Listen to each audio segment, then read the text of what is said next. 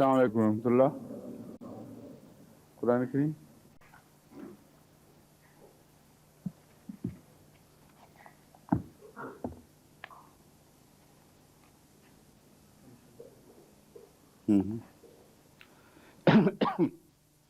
اعوذ باللہ من الشیطان الرجیم.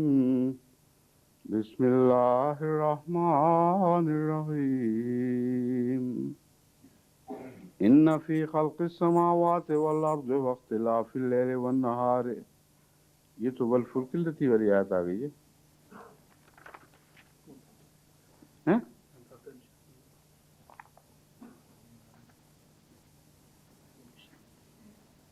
اچھا دھاگا ٹھیک ہے. روزے میں بھی دھاگوں کو ذکر آتا ہے نا، اس لیے خصوص سے دھاگے کا استعمال کیا گیا ہے. اعوذ باللہ من الشیطان الرجیم. بسم اللہ الرحمن الرحیم. ان فی خلق السماوات والارض واختلاف اللیل والنہار لآیات لأولی الالباب. لآیات لأولی الالباب الذین یذکرون اللہ قیاما وقعودا وعلى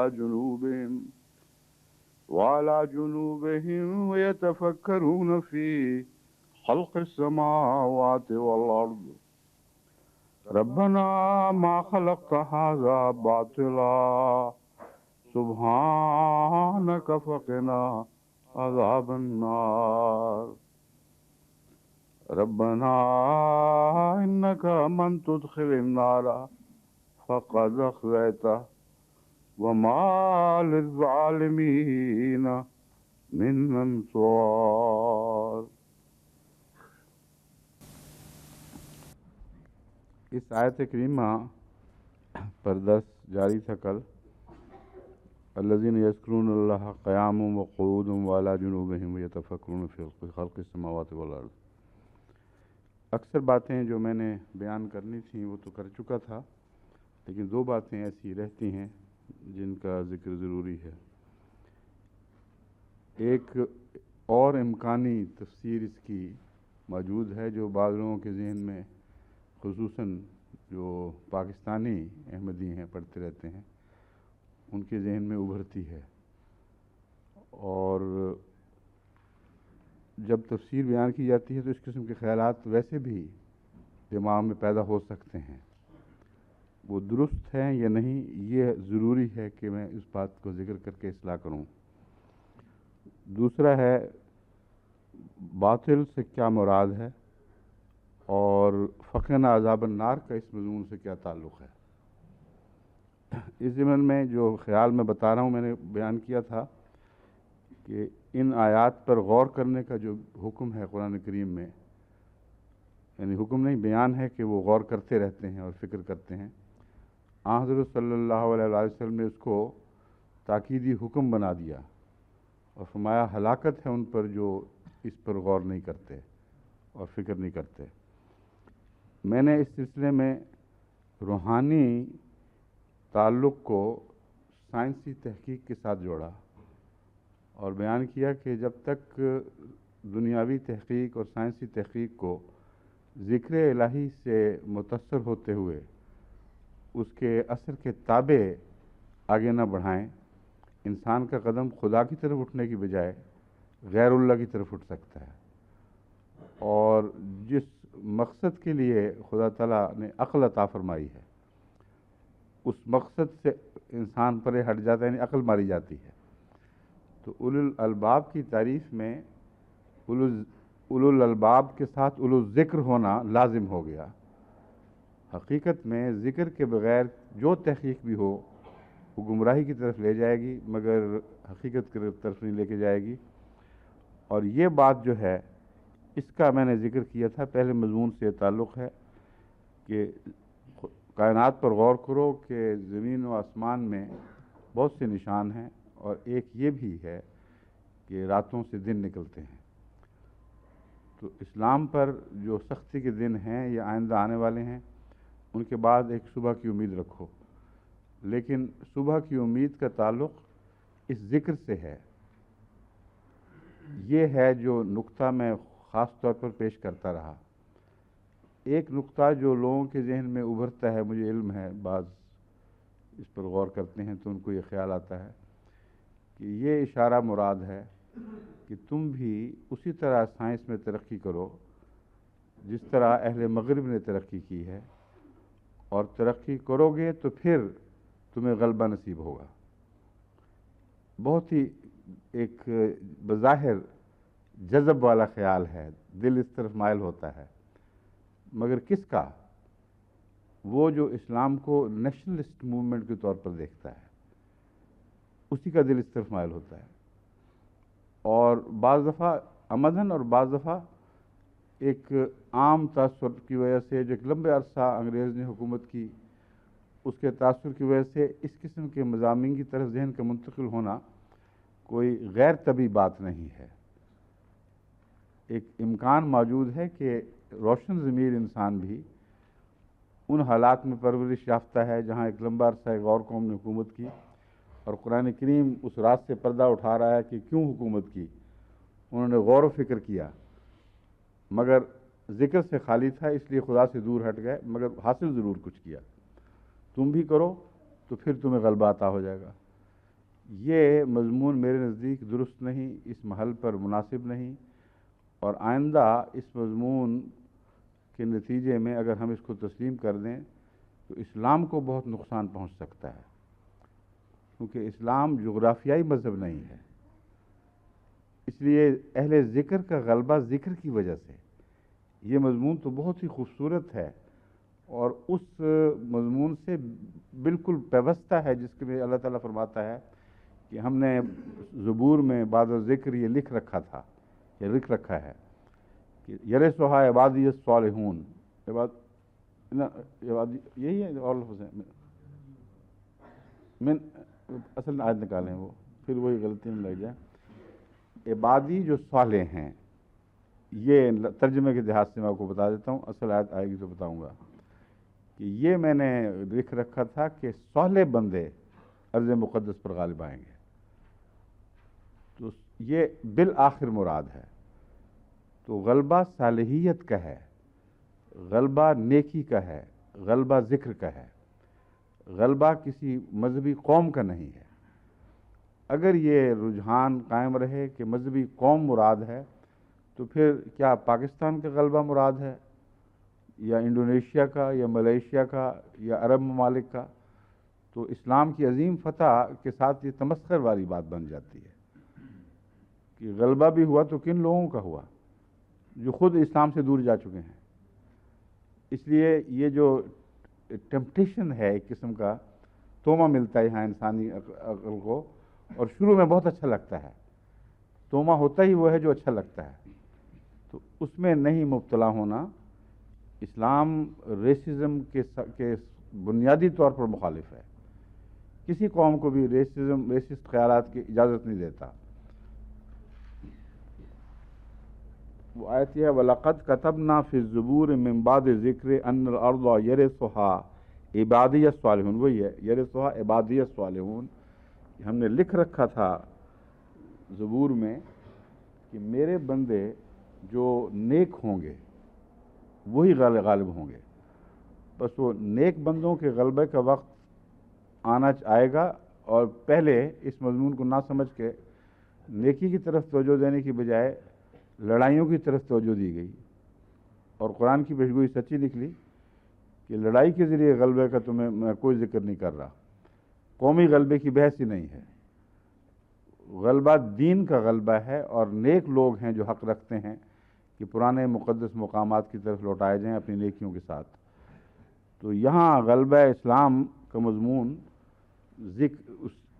اسی معنوں میں بیان ہوا ہے، الذین یذکرون اللہ قیاما وقعودا وعلی جنوبہم۔ اگر تم ان آیات کو پر غور کرو گے تو تم یاد رکھنا کہ جتنا تم سجود میں اور رکوع اور سجود، قیام اور سجود میں ترقی کرو گے، اور یاد کو اس طرح اپنے دل پر پہنا لو گے کہ گویا لیٹتے ہوئے اور سوتے ہوئے بھی وہ یاد تمہارے ساتھ رہتی ہے، تو پھر وہ خدا تبدیل کرے گا رات کو دن میں. یعنی اسلام کا اپنی خوبیوں کے ساتھ غلبہ ہوگا اور دین کا غلبہ ہوگا، نہ کہ کسی قوم کا غلبہ ہوگا. یہ تشریح رہ گئی تھی کل، اس لیے میں نے ضروری سمجھا کہ آج اس کو پورا کر لوں. دوسرا ہے ما خلقت ھذا باطلا سبحانک فقنا عذاب النار. اے خدا تو نے باطل پیدا نہیں کیا، فقنا عذاب النار کا اس سے کیا تعلق ہوا؟ اصل میں باطل ہوتا ہے بے مقصد ہو جائے چیز، جس کا کوئی مقصد نہ رہے اس کو باطل کہتے ہیں. تو جو چیز اپنے مقصد کو کھو دے یا مقصد پورا کرنے کی اہلیت سے عاری ہو جائے، اسے ضائع کر دیا جاتا ہے، اسے ردی میں پھینک دیا جاتا ہے، یا ماڈرن زمانوں میں جلا دیا جاتا ہے. اور پرانے زمانوں سے بھی یہی دستور ہے کہ گھر کے وہ روزمرہ کے استعمال کے پلنگ یا چرپائیاں، پیڑیاں وغیرہ وغیرہ، کرسیاں. پرانے زمانے میں ہمارے ہاں کرسیاں نہیں ہوتی تھیں، اس لیے میں نے آخر پہ ذکر کیا. یہ سب جب کام چھوڑ دیں، چولہیں ڈھیلی پڑ جائیں، پلنگ گرنے لگ جائیں نیچے، تو اس وقت پھر آخر دردناک فیصلہ کرنا پڑتا ہے کہ ان کو جلا دیا جائے. تو باطل کا جلانے سے تعلق ہے، یعنی ضائع کر دینا. اور اس وجہ سے طبعاً اہل علم کو اور اولو الالباب کو یہ خیال پیدا ہوگا کہ اگر یہ باطل نہیں ہے تو اس کے مقاصد ہیں.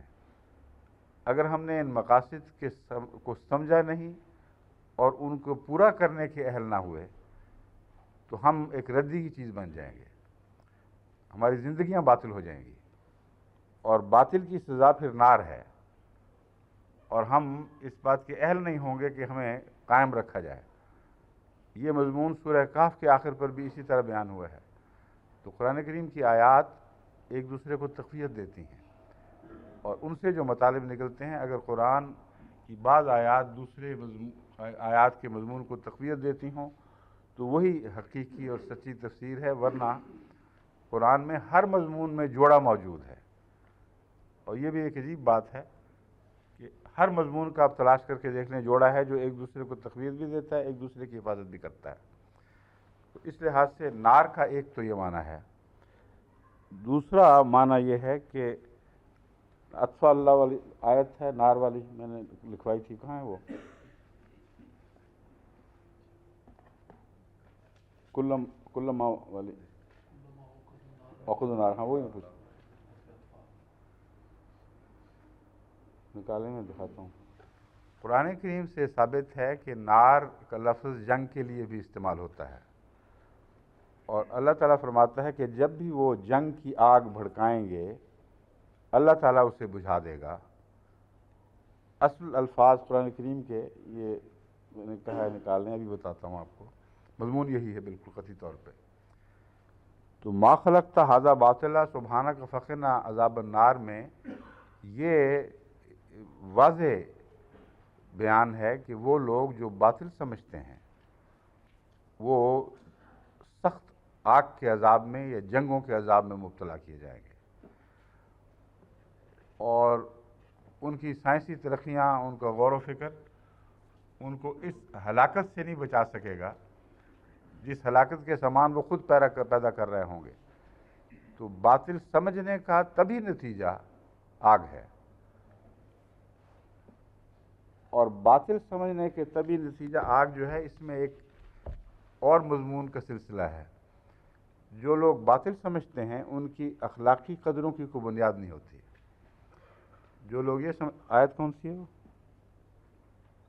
کلما، اچھا ٹھیک ہے. کلما اوقدوا نارا للحرب اطفاها اللہ، وہ جب کبھی بھی جنگ کی آگ بھڑکائیں گے تو اللہ تعالیٰ اسے بجھا دے گا. تو آگ کو جنگ قرار دینا یہ قرآن کریم سے ثابت ہے. اب میں بتاتا ہوں، وہ جو بیچ میں ایک سلسلہ رکھا گیا ہے وہ یہ ہے کہ جب ایک انسان کسی چیز کو باطل سمجھے، بے مقصد سمجھے، تو اس کے ساتھ ہی یہ تصور لازمی ہے کہ ہماری کوئی جواب دہی نہیں. جواب دہی کا تعلق بامقصد پروگراموں سے ہوتا ہے.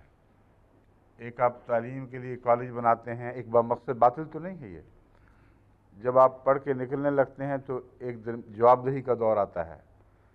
تمام حکومتیں جو قانون اور قاعدے کے مطابق چلتی ہیں وہاں ہر قانون کے لیے جواب دہی ہے، اس لیے ان کو ہم باطل نہیں کہہ سکتے. باطل سے مراد ہے کیوس، فساد، اور یہ سارے معنی اہل لغت بیان کرتے ہیں باطل کے. تو فساد اور کیوس کے نتیجے میں انسان کسی کے دوسرے کے سامنے جواب دہ نہیں رہتا. اور وہ لوگ جو یقین رکھتے ہیں کہ یہ دنیا باطل ہے، ہم مرنے کے بعد کسی کے حضور پیش نہیں ہوں گے، ہمارے اعمال نامے کا کوئی مواخذہ نہیں ہوگا، ان کے فیصلے جب وہ کرائسس کے وقت کرتے ہیں ہمیشہ مہلک ثابت ہوتے ہیں. اور وہی فیصلے ہیں امورل فیصلے جو جنگوں پر منتج ہوتے ہیں. یہ ایک بنیادی بات ہے جس میں کہیں آپ کوئی تبدیلی نہیں دیکھیں گے. ہر جنگ کے پیچھے ایک امورالٹی ہے، اور امورالٹی سے پہلے تصور ہے کہ یہ باطل ہے، کوئی فرق نہیں پڑتا، جو جیت گیا جیت گیا، جو طاقتور ہے وہ دوسرے کو کھا جائے اور اس سے ہمیں کوئی فرق نہیں پڑتا. طاقتور کا غلبہ، یہ اصول جس کو مائٹ از رائٹ کہتے ہیں، یہ باطل سے پیدا ہوتا ہے، باطل کے پیٹ سے. اور جب یہ بڑھے گا فساد پھیلے گا. اب پاکستان میں جو جدوجہد ہو رہی ہے مختلف فریقوں میں، وہ اسی اصول پر ہو رہی ہے. قوم طاقتور ہے اور اصولوں کو چھوڑ کر طاقتوروں سے سمجھوتے کی کھلم کھلی باتیں ہوتی ہیں. حالانکہ قطع نظر اس کے کہ حکومت تمہارے پاس رہتی ہے یا نہیں، اگر تم اصول پر قائم رہو اور باطل کے سامنے نہ جھکو تو خدا کی اس کو تائید حاصل ہوگی. اور اگر باطل کے سامنے جھک کر سمجھوتے کر لو گے تو تمہیں کوئی تائید نہیں ملے گی. یہ مضمون ہے جس کو یاد رکھنا چاہیے. اس ضمن میں تحقیق کا بھی میں نے کہا تھا کل کہ تحقیق کو آگے بڑھانا چاہیے اور تحقیق کو سمجھنا چاہیے کہ کیا چیز ہے. اس میں نے کہا تھا کہ تحقیق کا تقلید سے تعلق نہیں ہے. اب لفظ تقلید کو نہ سمجھنے کے نتیجے میں ہو سکتا ہے کچھ لوگ بے وقوفی سے جاہلانہ انانیت کو تحقیق سمجھ لیں اور سمجھیں کہ وہ اہل علم سے آزاد ہیں اور جو دل میں آئے بس وہی سچ ہے. یہ ایک بہت ہی بڑی ہلاکت خیز غلطی ہوگی اگر کوئی یہ سمجھے. تو کل یہ کہنے کے بعد مجھے خیال آیا کہ تفسیر میں نے اس کی بیان نہیں کی، کہ یہ نہ ہو کہ لوگ حوالے دے دے کر پھر اور غلط راہیں میری طرف منسوب کر کے آگے بڑھائیں.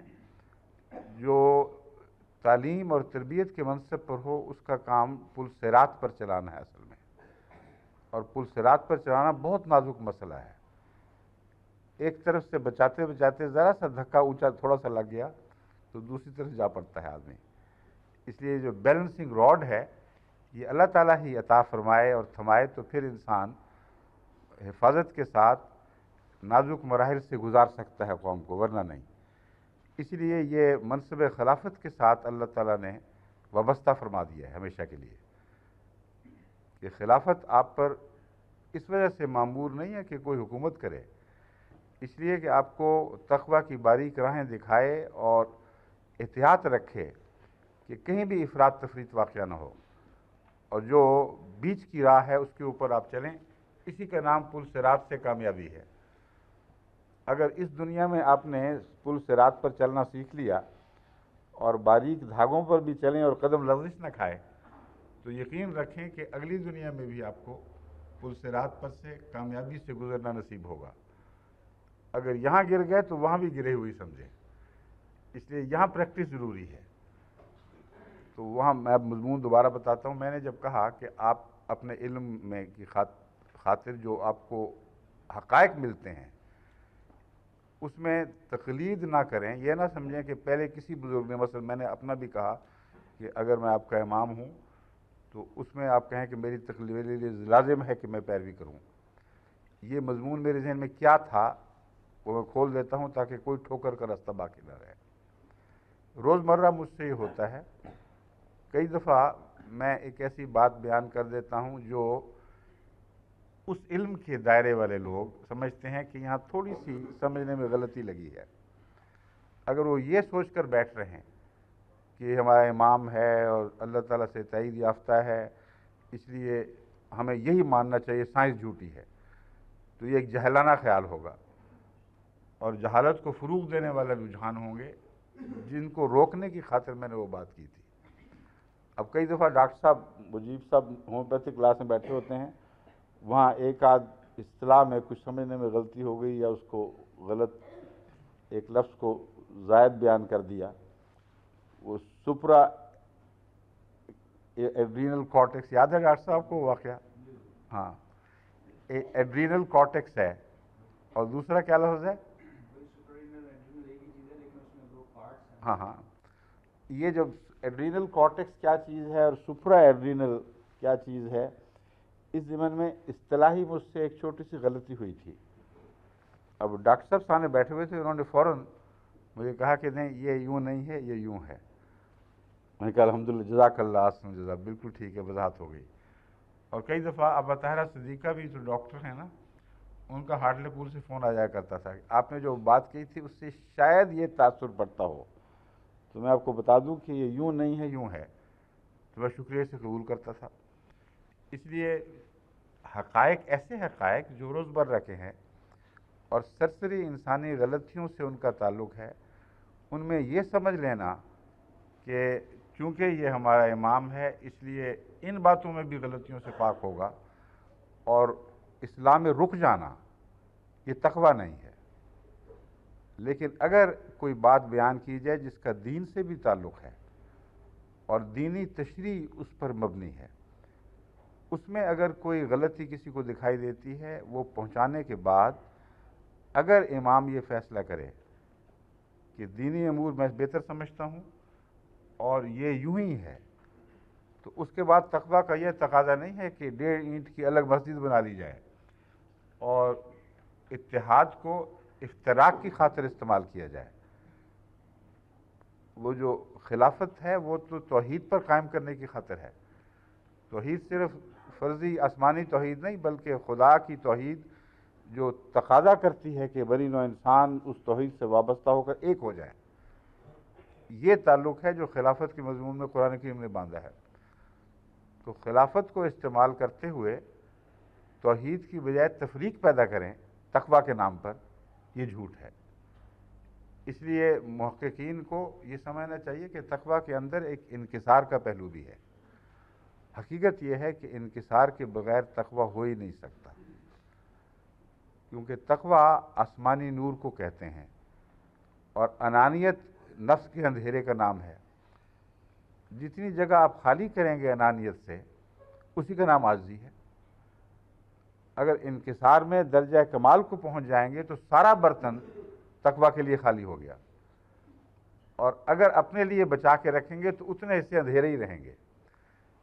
یہ ہے اصل تقویٰ کا مضمون، جو انکساری کے ساتھ چلتا ہے۔ جس حق گوئی میں تکبر آ جائے یا انانیت آ جائے کہ میں نہیں جانتا وہ کیا، مجھے تو یہی نظر آ رہا ہے اور قرآن کہتا ہے کہ سچ پر قائم رہو، میں ضرور ہوں گا، یہ نفس کے دھوکے ہیں۔ اس لیے جو باتیں اہل علم کو خدا عطا کرتا ہے ان پر ادب سے ان کے ساتھ سامنے سر جھکانا، یہ وہی مضمون ہے کہ آدم کو سجدہ کیا کرنے کا حکم، اور اس کی وضاحت اللہ تعالیٰ نے فرما دی تھی کہ ہم نے اسے علوم سکھائے تھے۔ جو علوم ہم نے اسے سکھائے وہ تو فرشتوں کو بھی نہیں پتہ تھے۔ اس لیے ذاتی علم اور بات ہے۔ ذاتی علم میں نیک انسان کا کسی مرتبے کا ہو غلطی کر سکتا ہے، لیکن وہ علوم جو اللہ تعالیٰ عطا فرماتا ہے، وہ علوم لازماً دوسروں پر اس کو ایک ایسی فوقیت عطا کرتے ہیں کہ ان کے سامنے سر نہ جھکانا یہ خود اپنا نقصان اور گمراہی کی علامت ہے، یا گمراہی کی طرف لے جا سکتا ہے۔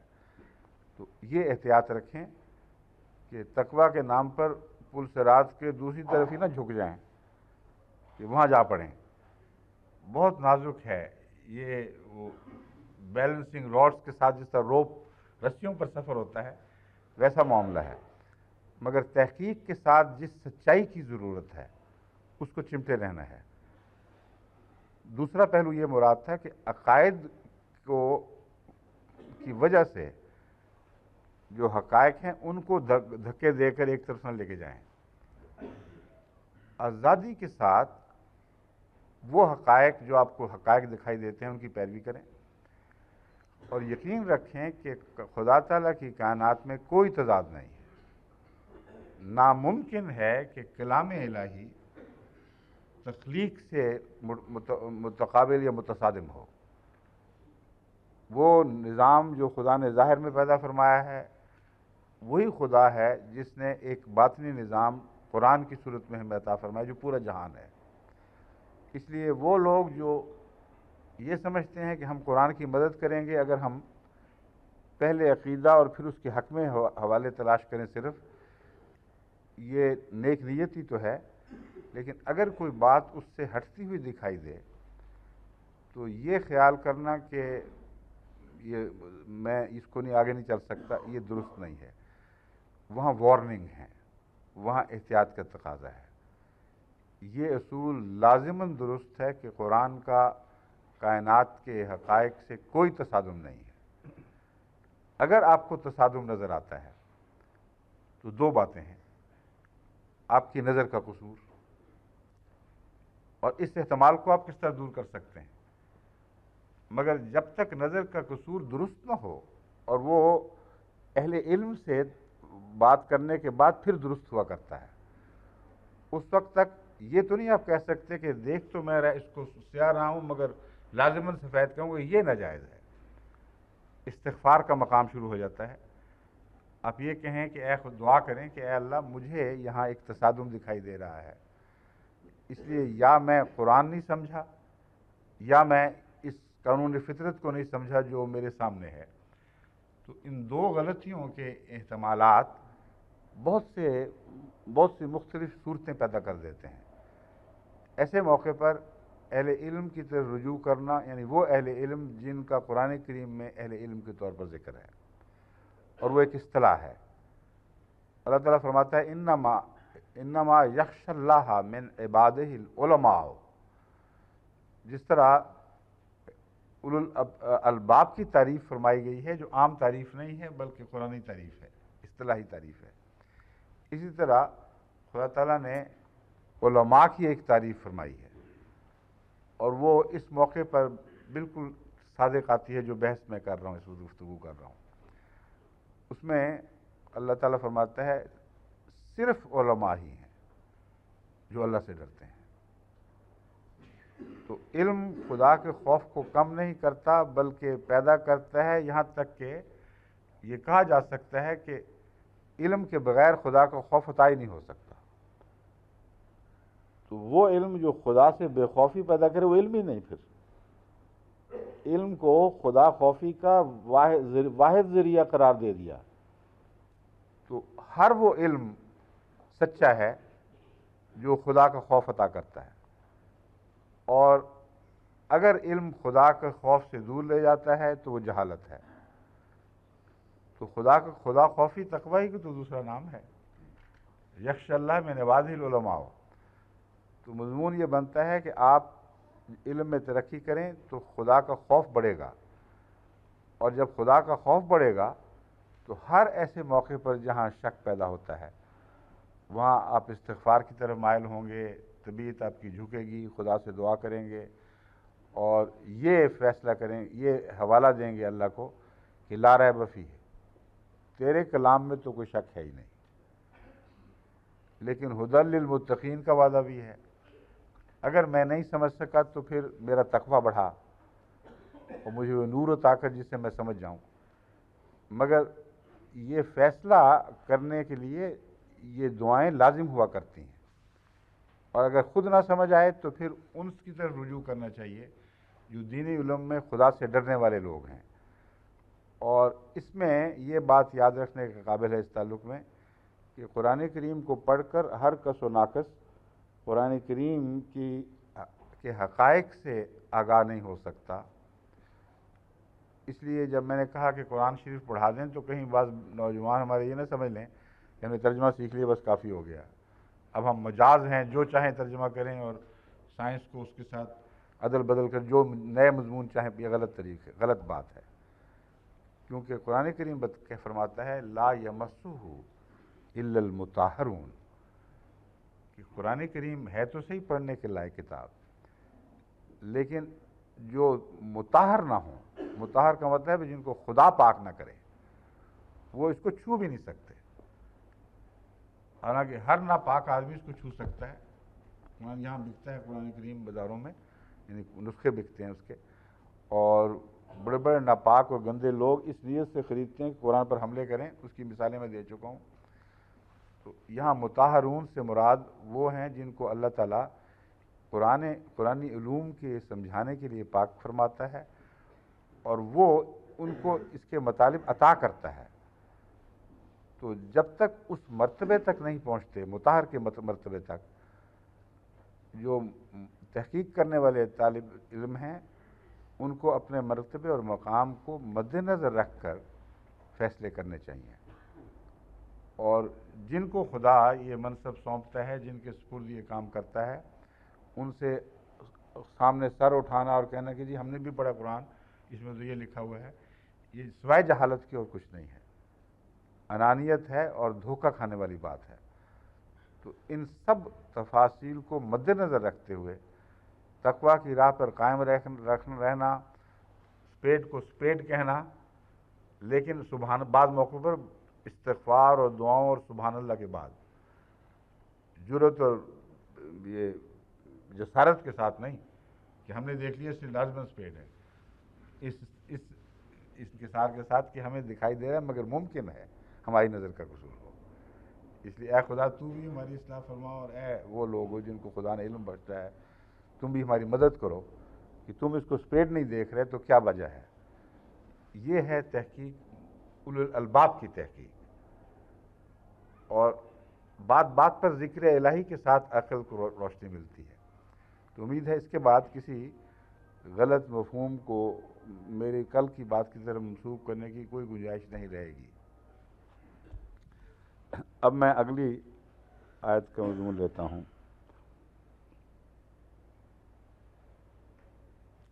کیوں یہ وقت ہو گیا اس کا سوالوں کا؟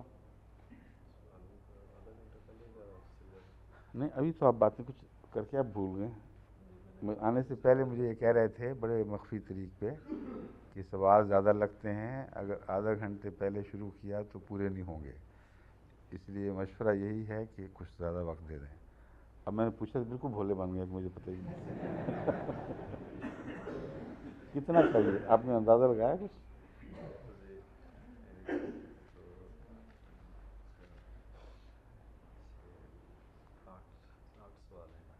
آٹھ سوال ہیں۔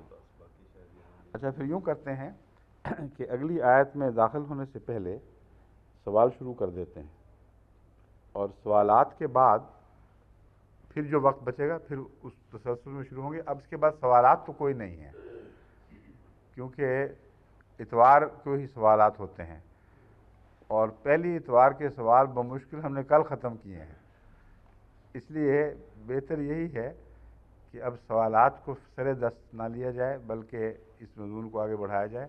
اس ضمن میں ہاں اتفاقاً یا کوئی ارجنٹ چیزیں بعد ملیں تو اس وقت ان پر غور ہو سکتا ہے۔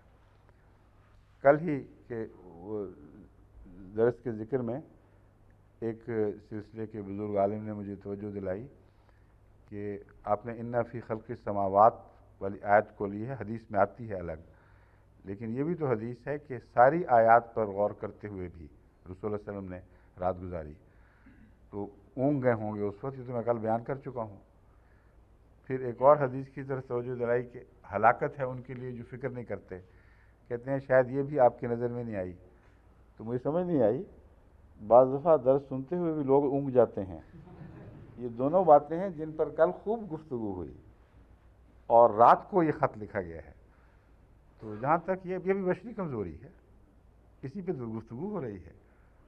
ہم انسان کمزور مخلوقات ہیں، ٹھوکر کھا جاتے ہیں، کبھی نیند غلبہ کر لیتی ہے، ایک ہی ہے جس کو کوئی ٹھوکر نہیں، کوئی نیند کا غلبہ نہیں.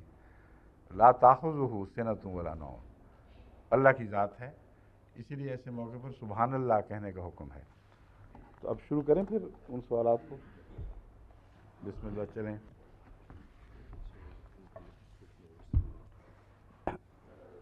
یہ تو نوٹس ہیں، سوالات کے ہیں، سوالات نکالیں.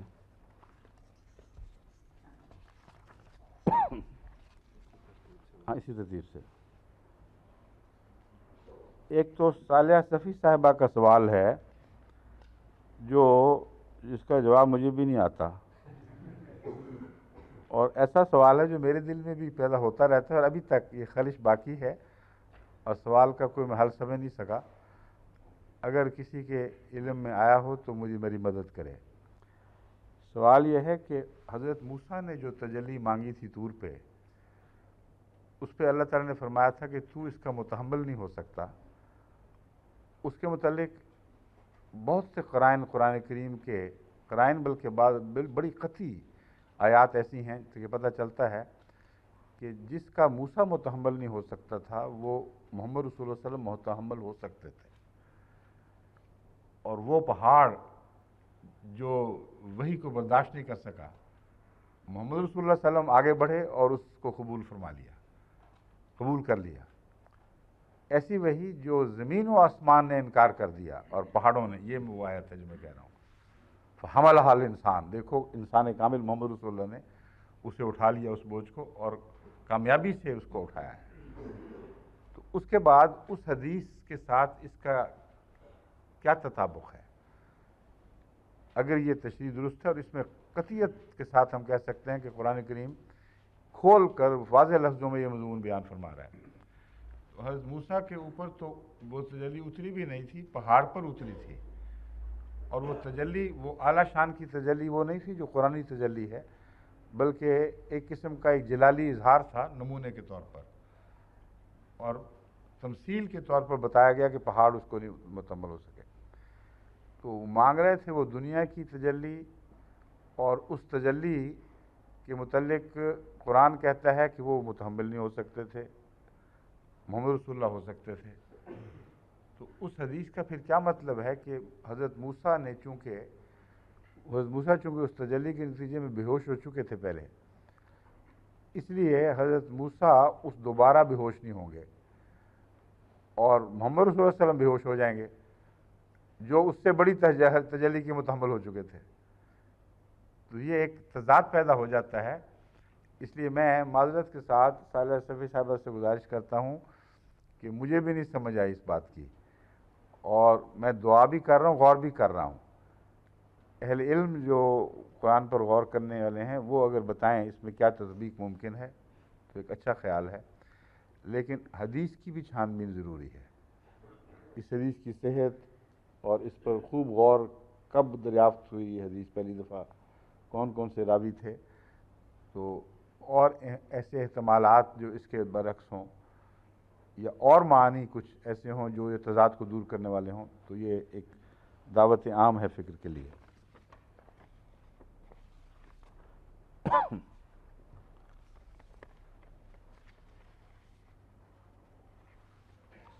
ایک سوال ہے محمد انور صاحب بالٹیمور.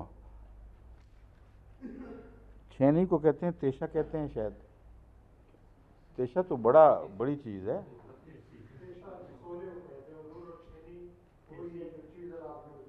کیا ہوا؟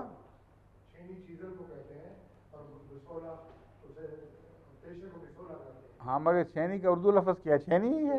بس پھر ٹھیک ہے، یہی پوچھ رہا تھا میں نے کہا تھا چھینی کو پنجابی میں تو چھینی کہتے ہیں، اردو میں بھی ہم چھینی کہا کرتے تھے. درست ہے یا غلط ہے یا کوئی اور لفظ ہے؟ تو انہوں نے کہا اس کو تیشہ تو بڑی چیز ہے.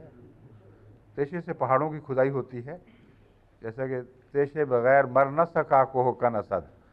وہ کوہکن جو ہے وہ تیشہ سے پہاڑ کھودتا تھا، چھینی سے تو نہیں کھودا کرتا تھا.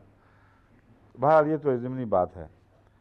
وہ کہتے ہیں آپ نے جو مثال دی حضرت مسیح موعود علیہ السلام کے ایک حوالے کی کہ حضرت اقدس مسیح موعود علیہ السلام نے برسات کے بعد جوہر سے زندگی پیدا ہونے کا منظر جو کھینچا ہے، اس میں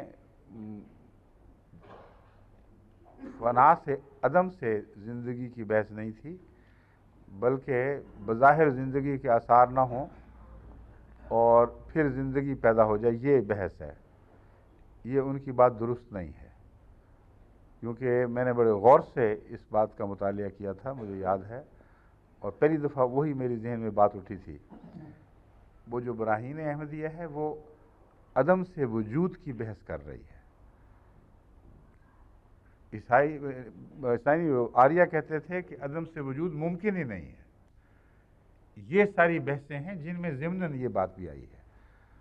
وہ بحثیں یہ ہیں کہ کیا روح اور مادہ مخلوق ہیں یا قدیم سے ہیں۔ آریہ کہتے ہیں خدا میں تخلیقی طاقت نہیں ہے، بلکہ خدا کی تخلیقی طاقت صرف کیمسٹ کی طاقت کی طرح ہے کہ یہاں سے ایک دوائی پکڑی، دوسری وہاں سے پکڑی، ان کو ملایا اور ایک تیسری چیز بنا دی۔ حضرت مسیح موعود علیہ السلام قرآن کریم سے یہ ثابت فرماتے تھے، اور یہی درست اور بے شمار دلائل اس کے دیے ہیں کہ خدا تعالیٰ میں تخلیقی طاقت سے مراد صرف یہ نہیں ہے کہ دو چیزوں کو ملا کر ایک تیسری چیز پیدا کرے، بلکہ عدم سے وجود پیدا کر سکتا ہے۔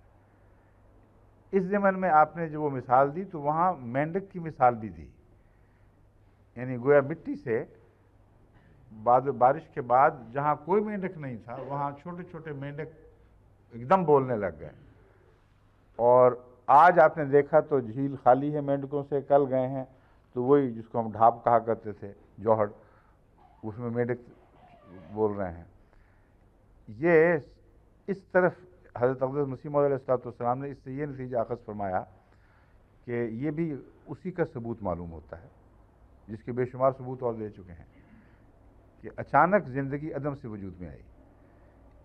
اس مضمون پر سائنسدانوں نے بہت لمبا عرصے بحثیں کی ہیں، اور ایک وقت میں سائنسدانوں کا ایک گروہ تھا جو اس بات کا قائل تھا، اور اس بحث کو زوالوجی میں کہا جاتا ہے اسپونٹینیس جنریشن اور اے اسپونٹینیس جنریشن، کہ کیا زندگی اچانک گارے اور مٹی سے وجود میں آ سکتی ہے کہ نہیں، اور یا ضروری ہے کہ کوئی زندگی کا بیج پہلے موجود ہو۔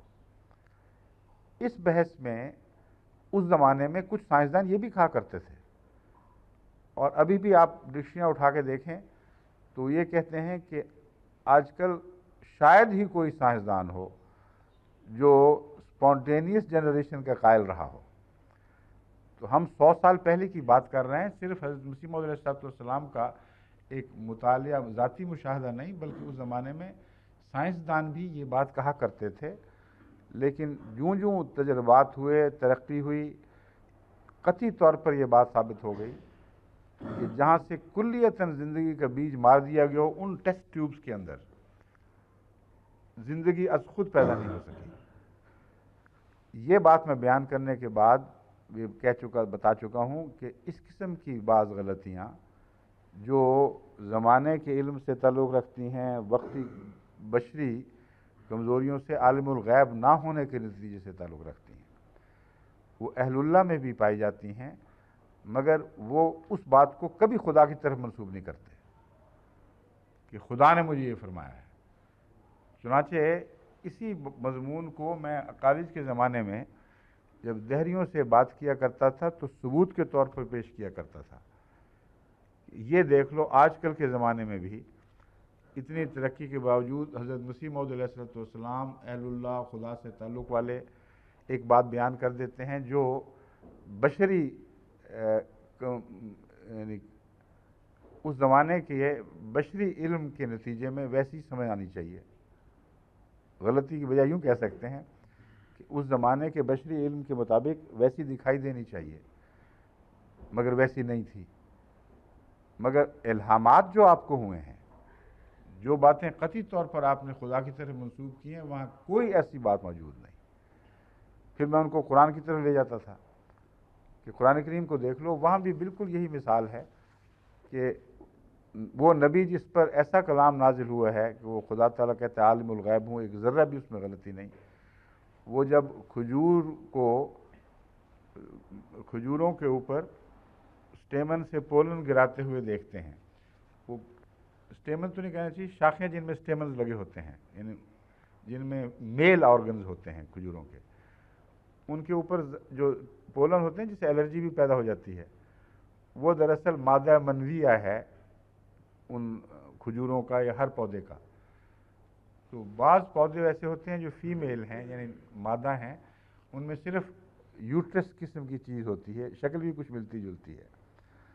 تو اس سراہی کے اوپر جب تک یہ اسٹیمن سے وہ جھاڑے نہ جائیں پولنز، اس وقت تک وہ پریگننٹ نہیں ہو سکتا۔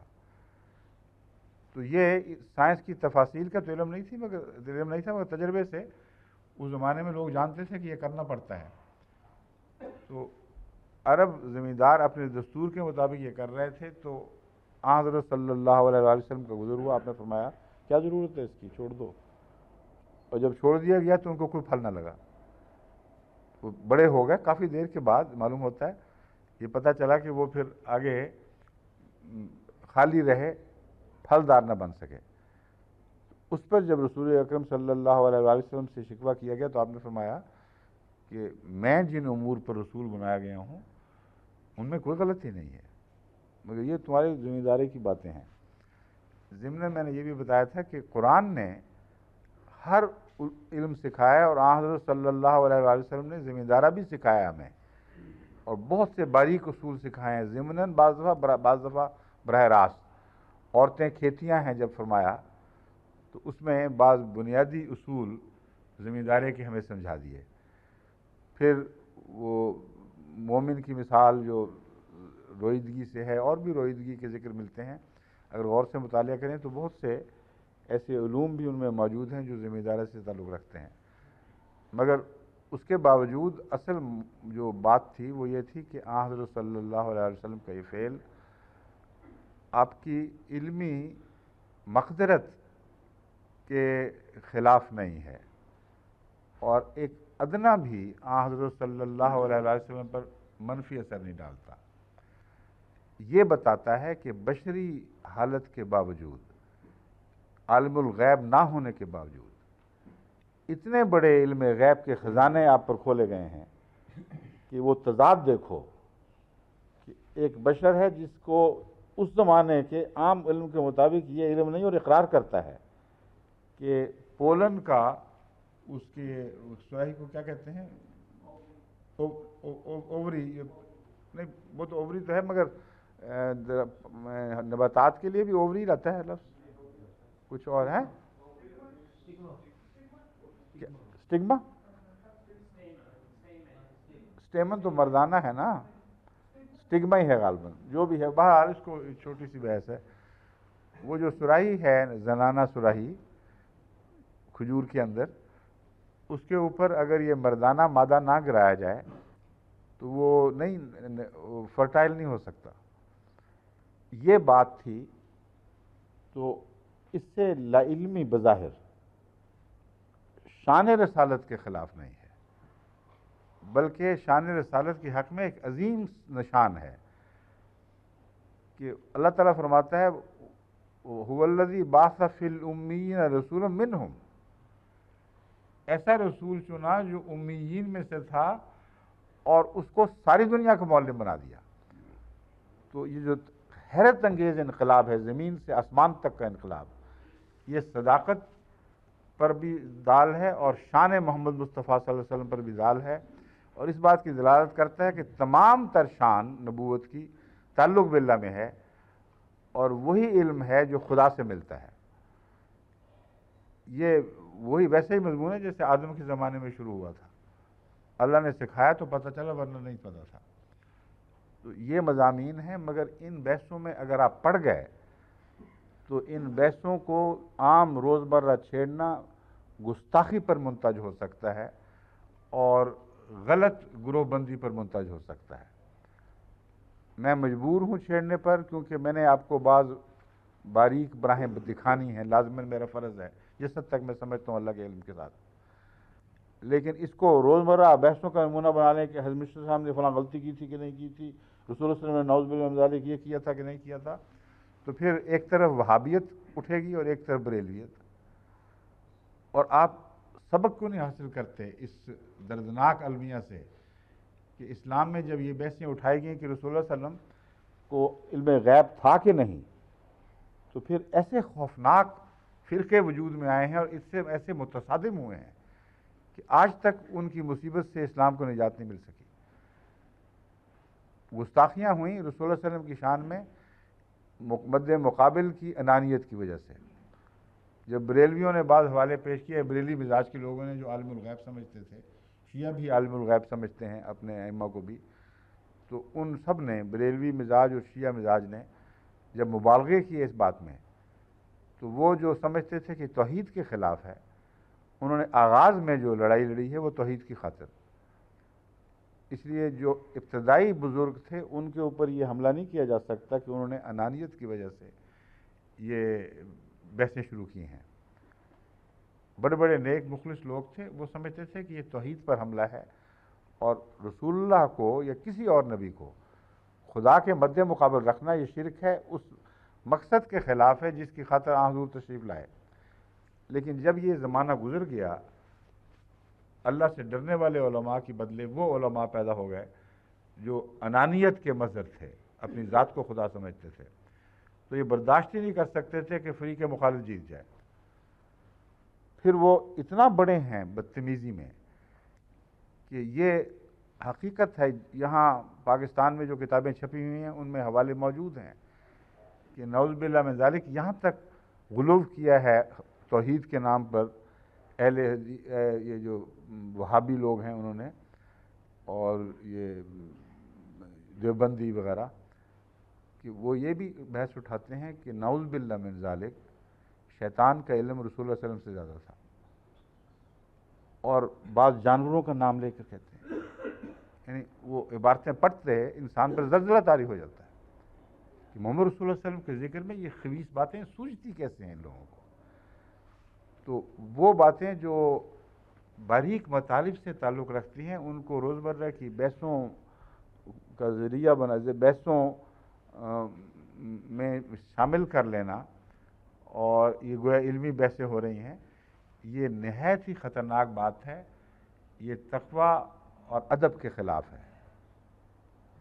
میں کئی دفعہ لوگوں کو سمجھاتا ہوں کہ تمہارے ماں باپ میں اگر فرض کرو کوئی نقص ہوتے ہیں نقص، اور یہ نقص نہیں ہے جو میں بات کر رہا ہوں، مگر ان میں نقص بھی ہوتے ہیں۔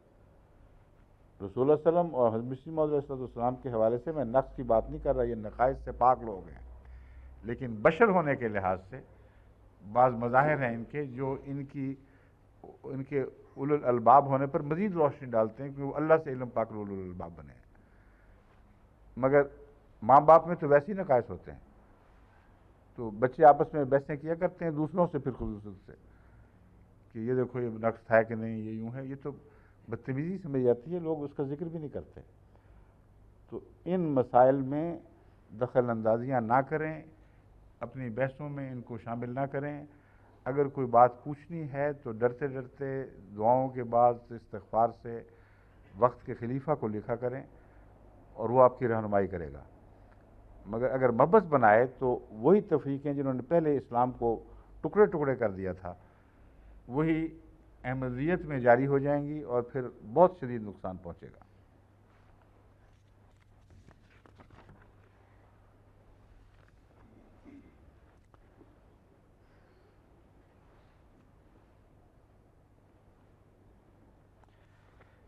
یہ ایک سوال ہے، وہ حوالوں والے آپ نے الگ کر دیے کہیں رکھے ہوئے؟ اچھا یہ ہے وہ سوال، ہر حوالہ اس متعلقہ سوال کے نیچے لگائیں جو میں نے آپ کو اکٹھے کرائے تھے نا، تاکہ ڈھونڈنا نہ پڑے۔ احمد القیوم صاحبہ سوال کرتی ہیں کہ جو حضرت یحییٰ کے ذکر میں آپ نے باتیں کی تھیں، اس زمانے میں میرے اس سوال کا بھی جواب دیں کہ آن حضرت صلی اللہ علیہ وآلہ وسلم نے معراج کی رات حضرت عیسیٰ علیہ السلام اور حضرت یحییٰ علیہ السلام کو اکٹھے دیکھا ہے، اس میں کیا راز ہے؟ یہ تو راز ہے ہی کوئی نہیں، کھلی کھلی بات ہے۔ ایک وقت کے اصول تھے، ایک جیسے حالات سے گزرے، اور کئی پہلوؤں سے ہم مرتبہ بھی، اس معنوں میں ہم مرتبہ نہ ہوں کہ باریک فرق جو ہے وہ اللہ بہتر جانتا ہے، مگر ملتے جلتے حالات میں ایک ہی جیسے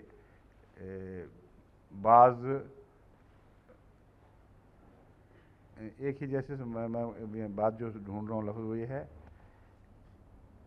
بعض مشابہتیں لے کر پیدا ہوئے ہیں جو اللہ تعالیٰ سے ان کو عطا ہوئی تھی، اس لیے ان کا اکٹھا دیکھنا یہ عین مناسب حال ہے اور یہی ہونا چاہیے تھا۔ وہ مناسبتیں ہی ہیں جن کے ذکر کی وجہ سے اول مجھے خیال آیا کہ ہو سکتا ہے حضرت یحییٰ شہید نہ ہوئے ہوں، باوجود اس کے کہ میرا یہ عقیدہ ہے کہ یہ نبی شہید ہو سکتا ہے، مگر کیوں خیال آیا تھا وہ اسی وجہ سے آیا تھا۔ اس لیے میں آپ کو بتاتا ہوں کہ دیکھیں کتنا قرب ہے دونوں کے اندر، اور حالات ملتے جلتے معلوم ہوتا ہوں گے۔ چنانچہ فرمایا یا یحییٰ خذ الکتاب بقوۃ وآتیناہ الحکم صبیہ، ہم نے کہا اے یحییٰ کتاب کو مضبوطی سے تھام لے، پکڑ لے، اور ہم نے اس کو بچپن کی حالت ہی میں حکم سے نوازا تھا۔ اور پھر حضرت عیسیٰ علیہ السلام کے متعلق فرمایا بچپن ہی میں آپ کو کلام عطا ہوا، اور بچپن کے زمانے میں جب حضرت مریم نے اشارہ کیا کہ اس سے پوچھو تو انہوں نے کہا قال انی عبد اللہ آتانی الکتاب وجعلنی نبیہ۔ تو دونوں کے بچپن میں خدا تعالیٰ رویا صالحہ کے ذریعے ایسے پیغام دے رہا تھا جس سے وہ یہ کہہ سکتے تھے، اگرچہ صاحب کتاب نبی ابھی نہیں بنے تھے، مگر رویا صالحہ کے ذریعے معلوم ہوتا ہے اللہ تعالیٰ ان کو بتا چکا تھا کہ تم ایک بڑے منصب کے لیے تیار ہو رہے ہو۔ پھر وجعلنی مبارکن، یا حضرت یحییٰ والی پہلے آیت، وحنانا من لدنا وزکاۃ وکان تقیہ، وہ ہماری طرف سے بہت نرم دل لے کر پیدا ہوا تھا، بہت ہی اعلیٰ نرم اخلاق کا مالک تھا۔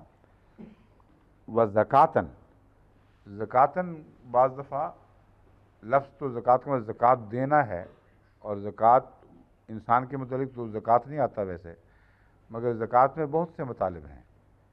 ایک مطلب یہ ہے کہ زکوٰۃ ایسی دیا کرتا تھا کہ گویا وہ مجسم زکوٰۃ تھا، اور حضرت یحییٰ کے متعلق یہ ثابت ہے کہ انہوں نے جو جماعت بنائی وہ بالکل اسی طرح جیسے حضرت مسیح نے فقیرانہ جماعت بنائی تھی، وہ اپنے آپ کو خود ڈسپوزیس کر دیا کرتے تھے، اتنی زکوٰۃ دیتے تھے کہ کسی چیز کے بھی وہ مالک نہیں رہے، اور پھر جو کچھ بچتا تھا اس کو کمیونٹی کے لیے کی مشترکہ ملکیت سمجھا کرتے تھے۔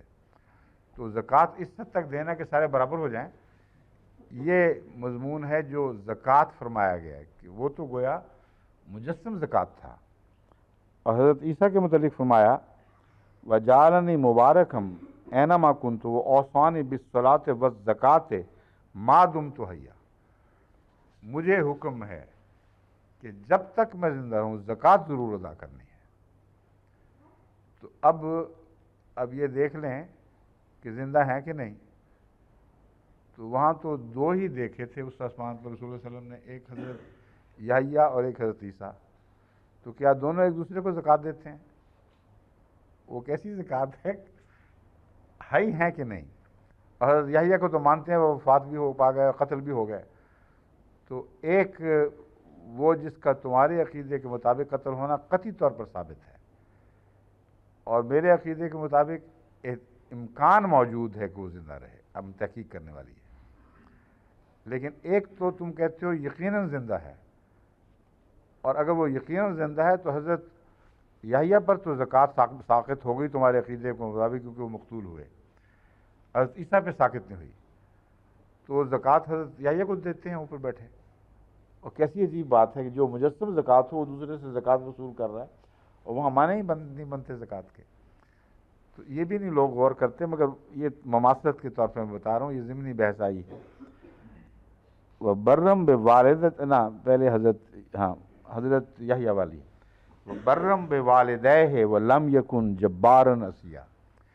اس سارے طرز کلام میں قرآن کریم نے یہ باقاعدہ اسی طرز کو مسلسل اختیار کیے رکھا ہے کہ حضرت یحییٰ کے تعلق میں غائبانہ حوالے دیتا ہے اور اللہ کی طرف سے فتوے جاری ہوتے ہیں۔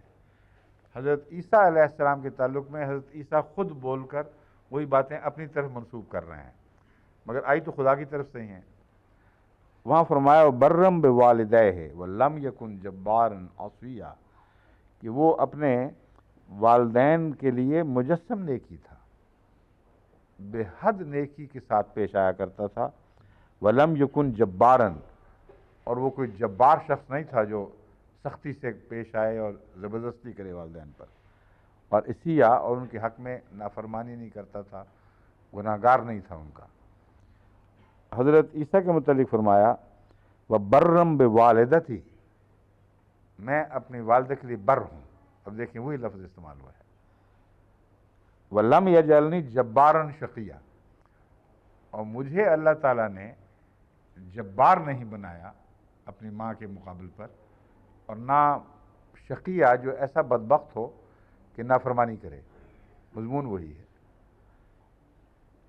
پھر فرماتا ہے آخری جو مثال کی آیت ہے، کیوں ان دونوں کو اکٹھا ہونا چاہیے اصول تبن، وَسَلَامٌ عَلَيْهِ يَوْمَ وُلِدَ وَيَوْمَ يَمُوتُ وَيَوْمَ يُبْعَثُ حَيًّا، یحییٰ پر سلام ہو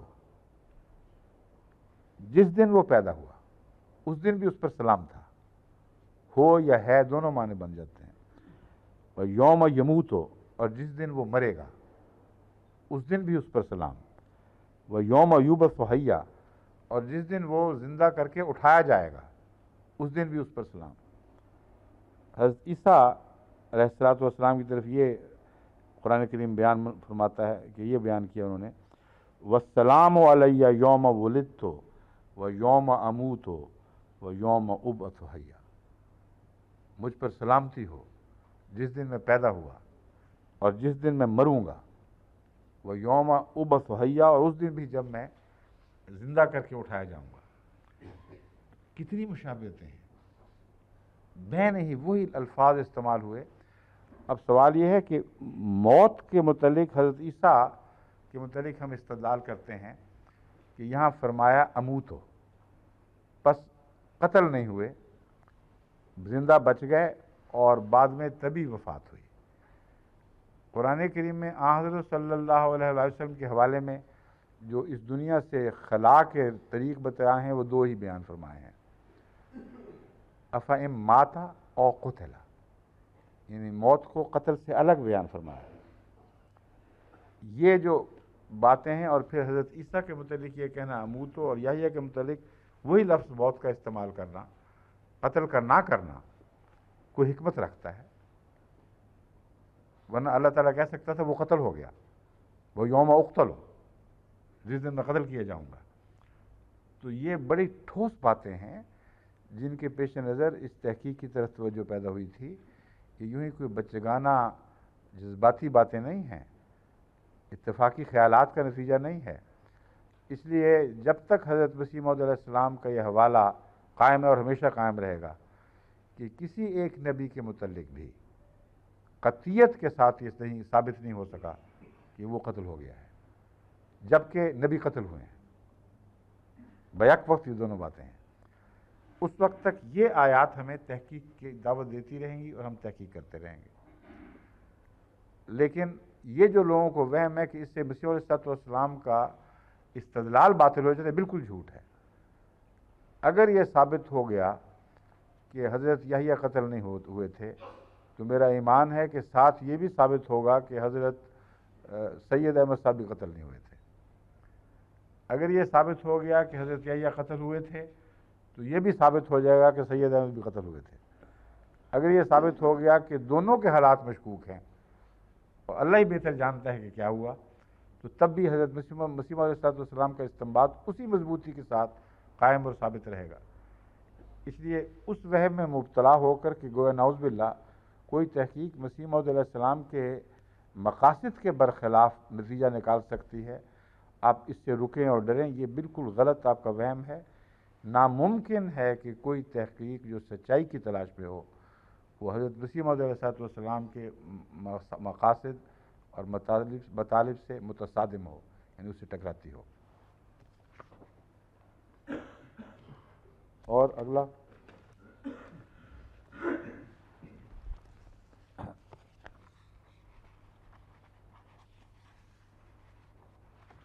ایک سوال ہمارے مرزا مشتاق احمد صاحب ناصر نے، یہ بھی اچھا علمی ذوق شوق رکھتے ہیں، انہوں نے یہ کیا ہے کہ یہ جو فرمایا گیا ہے کہ شہید زندہ ہوتے ہیں، اس کی نوعیت کیا ہوتی ہے، یعنی کن معنوں میں زندہ ہوتے ہیں، یہ ہمیں سمجھائیں۔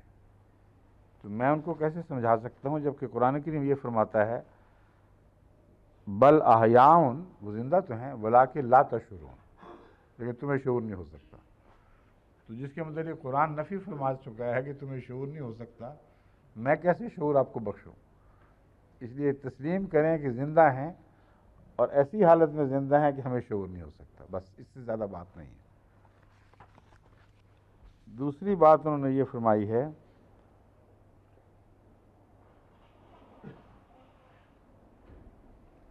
کہ حضرت شاہ ولی اللہ لکھتے ہیں کہ روحانی جسم جو عطا ہوتا ہے وہ نسمہ کہلاتا ہے، ملائے اعلیٰ میں رکھا جاتا ہے، تسبیح کرتے ہیں۔ یہ باتیں بیان کر کے وہ سوال کیا کرتے ہیں، کیا یہ مقام جنت سے پہلے کا مقام ہے؟ یہ تو جہاں سے پڑھا ہے وہیں سے پتہ کریں، نسمہ جہاں بیان کر رہے ہیں۔ آگے چلیں۔ ایک ہمارے مصطفیٰ ثابت صاحب ہیں، ماشاءاللہ علم دوست آدمی، بڑے مخلص، لیکن سوال ان کے خاص ہمیشہ پیدا ہوتے رہتے ہیں۔ وہ یہ کہتے ہیں، ان کا عربی کا خط ہے جو نہ انگریزی کا، جو انگریزی میں ترجمہ ہو رہا ہے وہی سن رہے ہوں گے اس وقت، تو وہ ان کے اپنے الفاظ وہاں وہ اسی طرح دہرائے جائیں گے۔ اس کا میں چونکہ اردو کر رہا ہوں، اردو میں ترجمہ پیش کرتا ہوں۔ ان کا یہ خیال ہے کہ میں نے جو یہ کہا کہ تحقیق ہونی چاہیے کہ فلسطین میں وہ کھنڈرات جو موجود ہیں نا مصر میں، ان میں وہ عمارتیں جو قرآنی حکم کے مطابق حضرت موسیٰ نے بنوائی تھیں، ان کا قبلہ کس طرف ہے؟ کیا وہ یروشلم کی طرف یا فلسطین کی طرف قبلہ ہے، یا قبلتاً سے صرف یہ مراد ہے کہ آمنے سامنے؟ تو اس پر انہوں نے فرمایا ہے کہ میرے نزدیک اگر قبلہ ثابت ہو تو پھر وہ مکے کی طرف ہونا چاہیے، یروشلم کی طرف نہیں ہونا چاہیے، اور حضرت موسیٰ کو یہی ہدایت ہوگی کہ مکے کی طرف قبلہ کرو۔ اب اس کے دلائل ان کے یہ ہیں، اس وقت یروشلم کی کوئی مذہبی اہمیت نہ تھی۔ جب رسول اللہ صلی اللہ علیہ وسلم نے یروشلم کی طرف منہ کیا تو اس وقت رسول اللہ صلی اللہ علیہ وسلم کو کیوں اللہ تعالیٰ نے مکے کے مقابل پر، جس کی اہمیت زیادہ ظاہر ہو چکی تھی، یروشلم کی طرف منہ کرنے کی کچھ عرصہ اجازت دی؟ اور دوسرے یہ کہ یروشلم کی مذہبی اہمیت ظاہر ہو یا نہ ہو، میرے نزدیک جو قبلہ ہے وہ کسی مادی عمارت کی طرف نہیں ہوا کرتا، بلکہ وہ وحدت کا نشان ہوا کرتا ہے، اور جہاں مرکز بننا ہو اللہ کے علم میں تھا۔ وہ جو اسرائیلی ہیں وہ تمام تر، حضرت موسیٰ اور اس سے پہلے بھی سب، وہ ان کا مرکز خدا نے یروشلم یا فلسطین کا علاقہ مقرر فرما رکھا تھا ہمیشہ سے، اور ابھی بھی ہے۔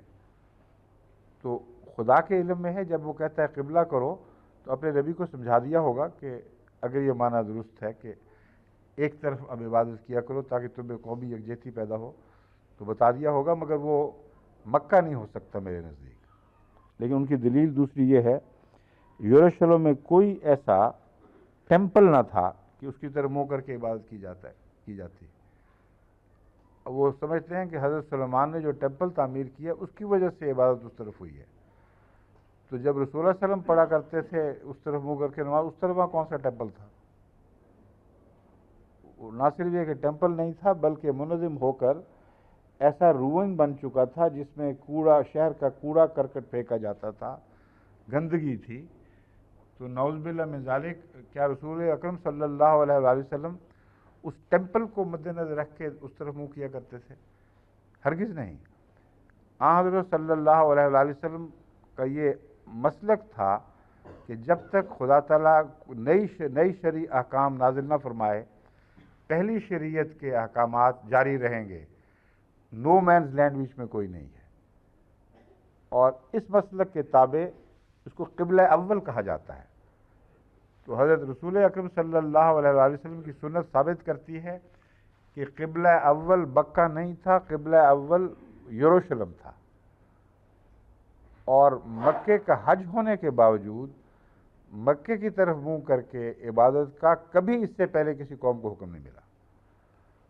تو قبلہ اول بتاتا ہے، اگر حضور کے صلی اللہ علیہ وآلہ وسلم کے نزدیک قبلہ اول مکہ تھا تو آپ مکے کی طرف ہی منہ کر کے نماز پڑھتے، نہ کہ یروشلم کی طرف منہ کر کے۔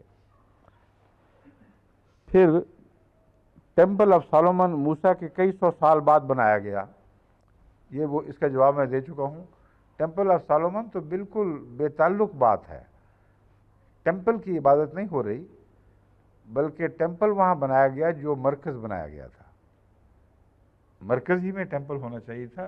یہ جو اولیت کس چیز کو ہے؟ اولیت اس علاقے کو ہے جس کو خدا نے یہود کا مرکز بنانا تھا یا اسرائیلیوں کا، اور جہاں مرکز ہے وہاں پھر مرکزی عمارتیں بھی بنائی جاتی ہیں۔ پھر فرماتے ہیں اس کے مقابل اس وقت مکہ حج کے لیے جایا جاتا تھا۔ ہم مکہ، یہ درست ہے، وہ کہتے ہیں کہ حضرت موسیٰ کے زمانے میں مکہ حج کے لیے جایا جاتا تھا جبکہ ٹیمپل ابھی نہیں بنا تھا۔ تو کیا رسول اللہ صلی اللہ علیہ وسلم کے زمانے میں مکہ حج کے لیے نہیں آیا جاتا تھا؟ عجیب سوال ہے۔ اگر مکے کی طرف حج کے لیے آنا قطعی دلیل ہے کہ یہی قبلہ ہونا چاہیے، تو حضرت موسیٰ کے زمانے میں آیا جاتا ہوگا، لیکن رسول اللہ صلی اللہ علیہ وسلم کے زمانے میں تو بکثرت آیا جاتا تھا، پھر بھی آپ اس طرف منہ کیا کرتے تھے۔ تو یہ رسول اللہ صلی اللہ علیہ وسلم کو یہ حکمت سمجھ نہیں آئی کہ ادھر حج کے لیے آتے ہیں تو میں کیوں فلسطین کی طرف منہ کروں؟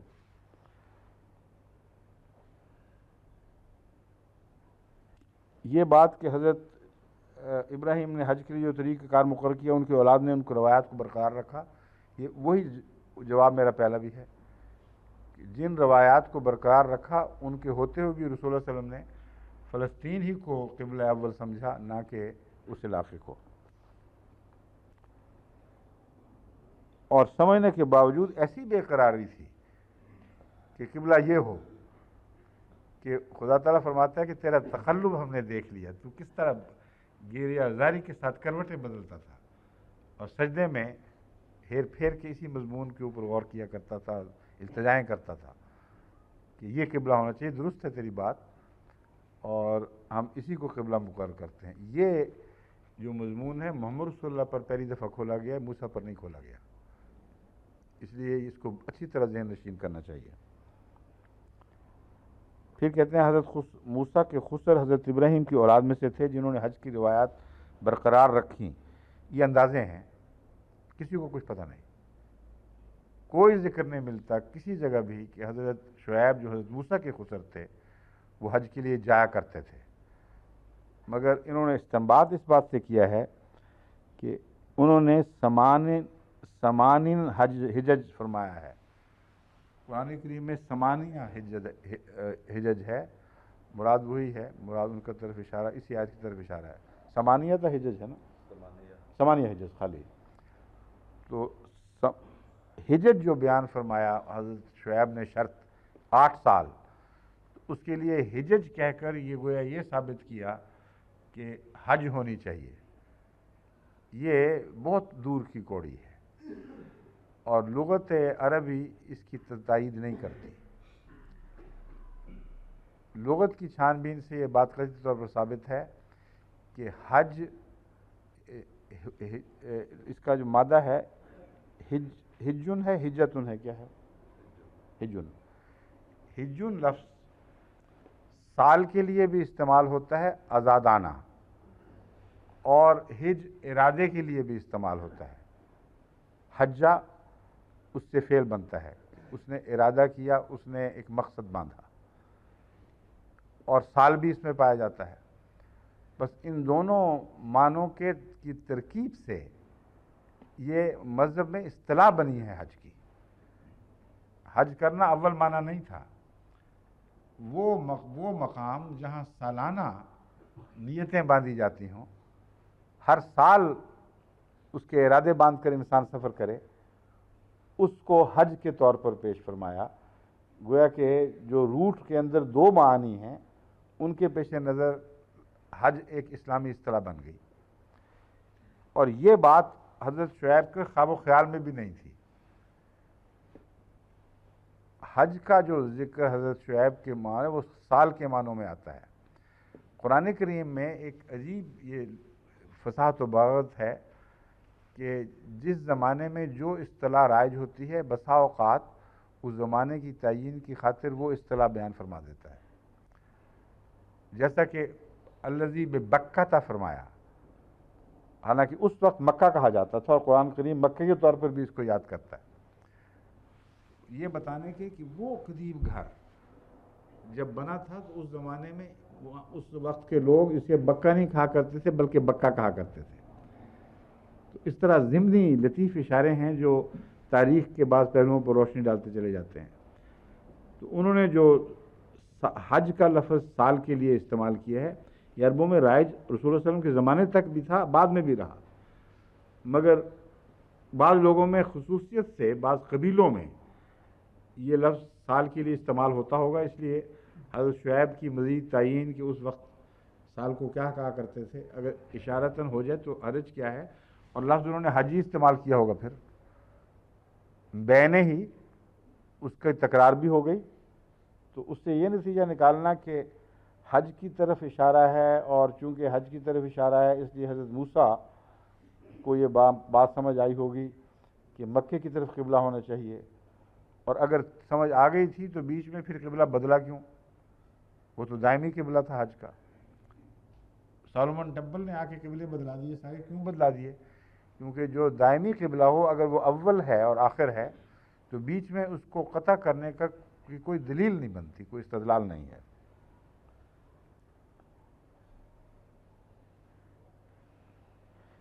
مندرجہ بالا باتیں بتاتی ہیں کہ ابتدا میں عبادت کی سمت مکہ کی طرف تھی. یہ انہوں نے نتیجہ نکالا ہے. میں یہ نتیجہ نکالتا ہوں کہ مندرجہ بالا باتیں بتاتی ہیں کہ حضرت صلی اللہ علیہ وآلہ وسلم کے زمانے سے پہلے کبھی بھی مکہ عبادت کی سمت مقرر نہیں ہوا. حج کے لیے ہمیشہ سے مقرر تھا، مگر کسی مذہب سے قطعاً ابراہیمی مذہب ہوں یا دوسرے اشارتاً بھی یہ بات ثابت نہیں کہ اس کو قبلہ بنایا گیا ہو. پہلا قبلے کا ذکر جو ملتا ہے وہ فلسطین کی طرف منہ کر کے نماز پڑھنے کا ملتا ہے، یا نماز اس طرف منہ کر کے بھی نہیں ذکر ملتا. اصل میں اسے قبلہ اول کہا جاتا ہے کیونکہ رسول اللہ صلی اللہ علیہ وسلم نے اس طرف منہ کر کے نمازیں پڑھی ہیں. عیسائیوں میں یہ رواج ہے کہ نہیں، یہود میں میرے علم میں تو نہیں ہے، مگر چونکہ خدا تعالیٰ نے فلسطین کی اہمیت بیان فرمائی، یہود کا مرکز ارض مقدس کے طور پر پیش فرمایا، اس لیے رسول اللہ صلی اللہ علیہ وسلم نے کسی ایک طرف سمت کی طرف منہ کرنا تھا، آپ نے اس کو چن لیا. مگر مکے کو قبلہ بنانے کا حکم حضرت پر نازل ہوا ہے. اگر یہ جاری و ساری مضمون تھا تو ناممکن تھا کہ رسول اللہ صلی اللہ علیہ وسلم اپنی مکے سے محبت کے باوجود یا خانہ کعبہ سے محبت کے باوجود اس قدر بےقراری میں وقت کاٹتے، جس کو خدا بھی نوٹ فرماتا ہے. تو یہ بات آپ کو روشن نہیں تھی کہ ہمیشہ سے اس طرف ہوئے تو میں کیوں منہ موڑ لوں؟ تو اس لیے جو دلائل آپ نے دیے ہیں جزاک اللہ وہ میرے مضمون کی تائید کر رہے ہیں، اس نتیجے کی نہیں کر رہے جو آپ نے نکالا ہے.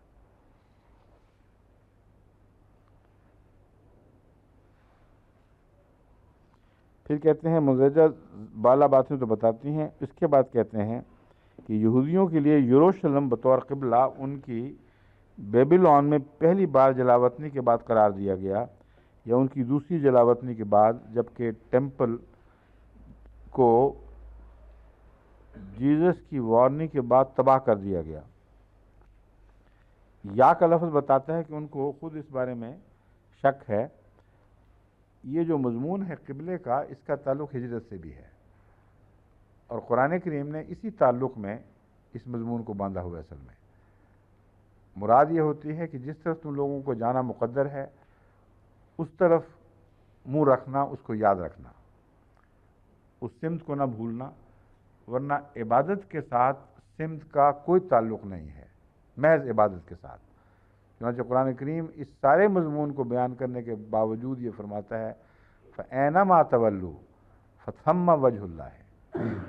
یاد رکھنا مکے کی طرف منہ کرنے سے عبادت کا بذات خود تعلق نہیں ہے، جدھر بھی تم منہ کرو فَثَمَّ وَجْهُ اللَّهِ، وہیں اللہ کا منہ پاؤ گے، یعنی اللہ کی توجہ اپنی طرف کھینچنے کی کے قابل ہو سکتے ہو۔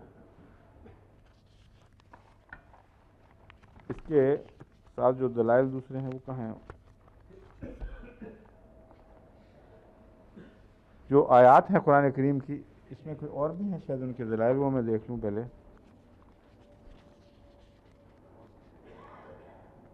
ہاں، ایک انہوں نے اور بھی مضمون چھیڑا ہوا ہے،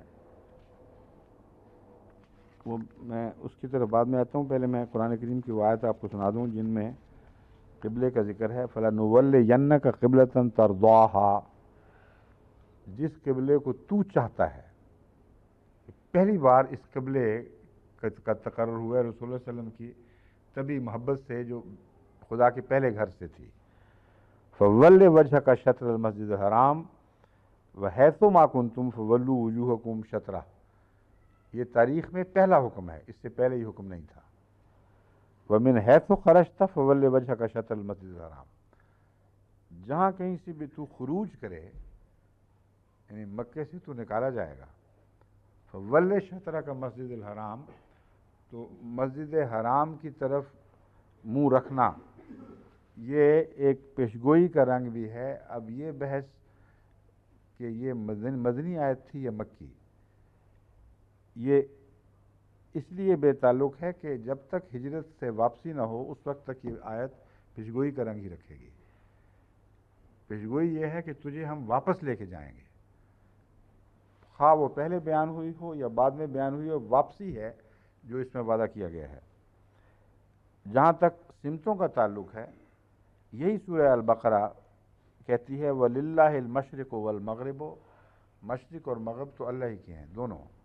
فَأَيْنَمَا تُوَلُّوا فَثَمَّ وَجْهُ اللَّهِ، تو جدھر بھی تم منہ کرو گے وہیں خدا کا چہرہ پاؤ گے، وہیں خدا کی توجہ کو دیکھو گے۔ ان اللہ واسع علیم، اللہ تعالیٰ بہت وسعتیں دینے والا ہے اور جاننے والا ہے۔ مطلب اسلام نے پھیل جانا ہے، قبلہ تو یہی رہے گا، مگر عین نشانہ لگانا ممکن ہی نہیں رہے گا۔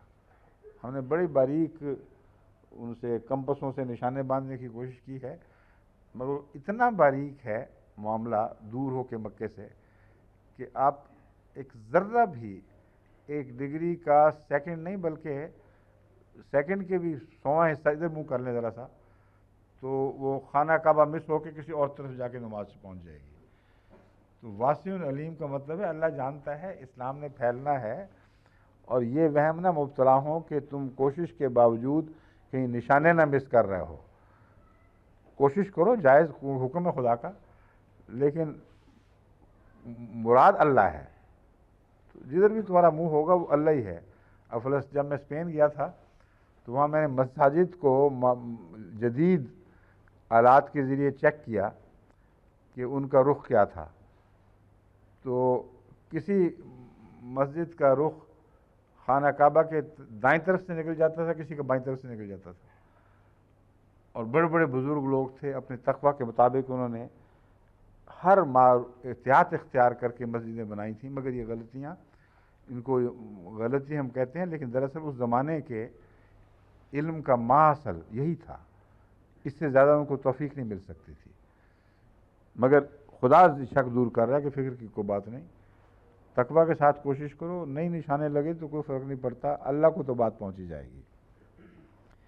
اینما تکونوا یأتی بکم اللہ جمیعا، اب یہ مضمون ہے البقرہ 149۔ من حیث خرجت فول وجہک شطر المسجد الحرام میں نے کہا تھا کہ اس میں ہجرت سے واپسی کا مضمون ہے۔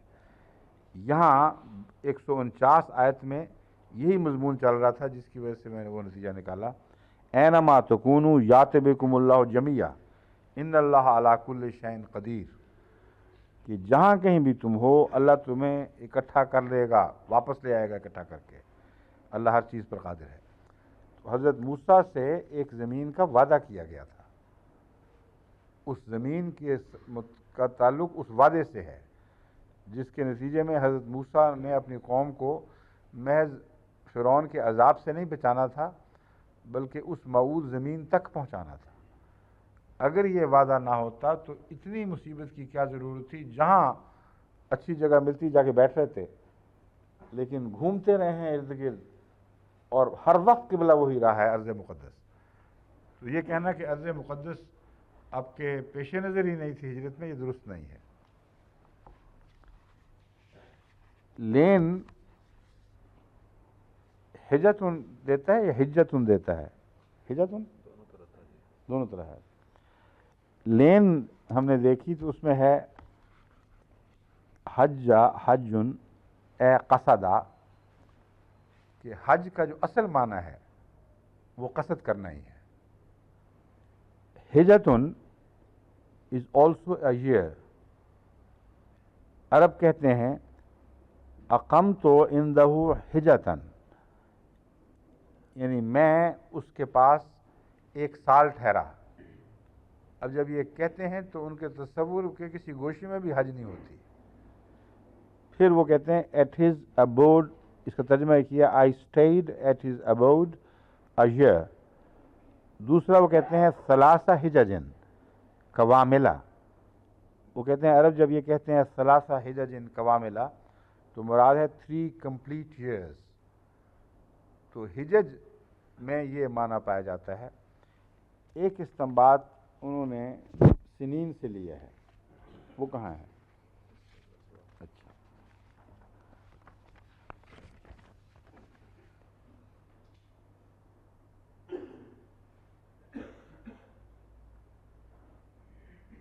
کہتے ہیں آپ نے جو یہ استنباط کیا ہے کہ حضرت موسیٰ علیہ الصلوۃ والسلام وہاں 8 سال کی مدت یا کچھ زائد 10 اور 8 کے درمیان رہے ہیں، یہ بھی درست نہیں معلوم ہوتا۔ اس کی وجہ یہ ہے کہ قرآن کریم نے وہاں سنین کا لفظ استعمال فرمایا ہے، بضع سنین نہیں فرمایا۔ بضع سنین، بضع کے لفظ چھوڑنے سے مراد ہے کہ سنین کا عرصہ لمبا بھی ہو سکتا ہے۔ تو یہ استنباط پھر کیسے مکمل ہو گیا؟ یہ بھی ان کی غلط فہمی ہے۔ لفظ سنین ایک غیر معین سالوں کی جمع کا نام ہے، لیکن جہاں معین ذکر آ چکا ہو وہاں بضع کی ضرورت ہی کوئی نہیں۔ جہاں یہ ذکر ہو کہ 8 سال کی مدت ہے، 10 سال تک ممتد ہو سکتی ہے، وہاں بضع کہنا معاملے کو مشکوک کر دے گا، نہ کہ اس پر روشنی ڈالے گا۔ کیونکہ فرض کریں پورے 8 سال کے بعد نہ نکلے ہوں اور 9 اور 10 کے درمیان نکلے ہوں، تو اگر بضع آ جاتا تو اس پر یہ اطلاق نہیں پاتا، اور اگر لفظ بضع ہوتا تو 3 سے شروع ہو جاتی ہے مدت واپسی کی، جو درست امکان شروع ہو جاتا ہے، کیونکہ بضع کا مطلب ہے 3 سے 9 سال تک۔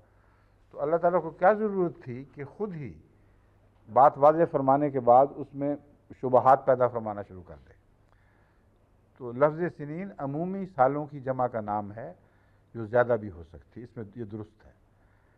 لیکن بضع کی شرط نہ لگانا اس لیے لازم تھا کہ نہ لگائی جائے کہ اول تو 8 سے پہلے کا کوئی سوال نہیں تھا، دوسرے 8 سے 10 تک کا امکان موجود ہے۔ اس لیے مسلسل میں اس امکان کو پیش نظر رکھ کر یہی کہتا رہا ہوں کہ غالباً طرز سے لگتا ہے کہ 8 سال کے مان بعد یہ واقعہ ہوا ہے، لیکن بعید نہیں کہ 10 سال تک ہو چکا ہو، اور 10 سال کے وقت یا اس کے لگ بھگ وہ گئے ہوں وہاں سے۔ تو اس لیے اگر یہ بات درست ہے تو پھر بضع کا لفظ اطلاق پا ہی نہیں سکتا، مگر اس کے علاوہ بھی وہ مضمون اتنا واضح اور قطعی ہے کہ اس کو بڑھانے کی کوئی تک نہیں ہے۔ یا پھر بائبل میں جائیں گے یا قرآن میں رہیں گے، اگر قرآن سے نکل کے باہر جائیں گے تو پھر 80 سالہ فرعون موسیٰ کو واپسی ماننی پڑے گی، سارا وہ نظام ہی درم برم ہو جاتا ہے۔ آخری بات یہ ہے کہ میں نے تو تحقیق کے لیے کہا تھا، اگر یہی تحقیق ثابت کرے کہ وہ خانہ کعبہ کی طرف منہ تھا تو 100 بسم اللہ، ہمیں کیا نقصان ہے؟ تعجب ضرور ہوگا کہ پھر یہ ساری باتیں جو میں نے بیان کی ہیں رسول اللہ صلی اللہ علیہ وسلم کے کیا علم میں نہیں تھی، مگر مجھے یقین ہے کہ خانہ کعبہ کی طرف کسی صورت میں بھی اس کا رخ نہیں نکلے گا۔ ارض فلسطین کی طرف بالعموم رخ معین ہو سکتا ہے، یا پھر وہ دوسرا معنی ہے کہ وہ آمنے سامنے کسی بھی رخ پر بنائے گئے ہوں گے، اور اس زمانے میں چونکہ رخ کی تعیین کے ذرائع معین نہیں تھے، لیکن سورج وغیرہ کے حساب سے لوگ بہت زیادہ ذہانت سے رخ معین کیا کرتے تھے، کیونکہ کامل بنا اس پر ہوا کرتی تھی۔ اس لیے فلسطین کی سرزمین، کنعان کی سرزمین معلوم تھی خوب اچھی طرح، اہل مصر اس سے واقف تھے، اس لیے عموماً اس طرف رخ کرنا یہ ممکن تھا۔ اگر مکے کی طرف ہوا تو پھر وہ دائیں طرف جھک جائے گا، یعنی جنوب کی طرف وہ قبلہ جھکے گا۔ اگر فلسطین کی طرف ہو تو مکے کے مقابل پر شمال کی طرف ہوگا، اور چونکہ فاصلے تھوڑے ہیں اس لیے بڑا نمایاں شارپ اینگل بنے گا۔ تو تحقیق میں کوئی حرج نہیں، تحقیق کر لیتے ہیں، اللہ تعالیٰ مصطفیٰ ثابت کو لمبی زندگی عطا فرمائے تاکہ اس تحقیق کا نتیجہ ہم دونوں دیکھیں۔ اچھا جی، السلام علیکم ورحمۃ اللہ۔ اور تو نہیں کوئی سوال؟ ہاں، وہ سوال اب نہیں ہو سکتے۔ میں انس نے کچھ سوال، ایک سوال اگر کہیں تو میں کر دیتا ہوں۔ پہلا جو ہے خلق الانسان من صلصال کالفخار، اس ضمن میں ایک علمی سوال انہوں نے اٹھایا ہے کہ قرآن کریم سے آپ نے یہ ثابت کیا ہے کہ گائیڈڈ ایوولوشن ہوئی ہے، اور قطعی طور پر قرآن کریم نے اس کے تمام مراحل کا ذکر فرمایا ہے، ہر سٹیج بیان کی ہے کہ کس طرح مرتبہ مرتبہ اور طبقاً طبقاً انسانی زندگی یا زندگی نے اپنے عروج کا سفر طے کیا ہے۔ اس ضمن میں کہتے ہیں آپ نے ایک منزل سلسال کی بیان کی تھی، اور وہاں قرآن کریم فرماتا ہے سلسالن کالفخار، فخار کی طرح سلسال، اور دوسری جگہ فرماتا ہے وَلَقَدْ خَلَقْنَا الْإِنسَانَ مِنْ صَلْصَالٍ مِنْ حَمَإٍ مَسْنُونٍ، ہم نے اسے گلے سڑے کیچڑ سے بنائی ہوئی سلسال سے پیدا کیا۔ تو ان میں تو بظاہر گویا کہ ایک تضاد ہے، کوئی تضاد نہیں، ادنا بھی تضاد نہیں۔ سلسال کو یہ نہیں فرمایا سلسال من الفخار ہے، فخار تو کوئی چیز ہی نہیں جس سے سلسال بنتی ہو۔ سلسال تو اس مٹی کی پپڑیوں کو کہتے ہیں جو خشک ہو کر ٹھیکریاں سی بن چکی ہوں۔ فخار کہتے ہیں گھڑے کو، اور گھڑے کی جو ٹھیکری بچتی ہے اس سے جو آواز پیدا ہوتی ہے، وہ اس کا نام فخار رکھنے میں ایک یہ بھی حکمت ہے، یعنی کھنکتی ہوئی پکی ہوئی مٹی جو پک چکی ہو اور اتنا پختہ ہو چکی ہو کہ اس سے کھنک پیدا ہو، آواز پیدا ہو، یہ ہے اس کا مادہ اور اس کی حکمت جو اہل لغت نے لکھی ہے۔ جہاں سلسال من حمأ مسنون فرمایا ہے، اس پر تو میں وضاحت کے ساتھ پہلے بارہا روشنی ڈال چکا ہوں، اور یہی مضمون تھا جس سلسلے میں نے حوالہ دیا تھا۔